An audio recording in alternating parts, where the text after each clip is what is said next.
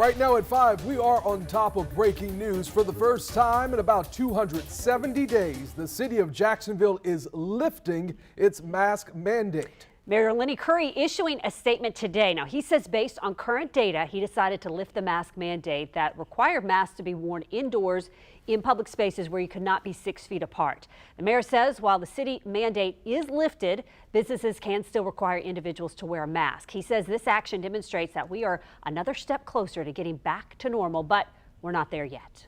Other news we're following.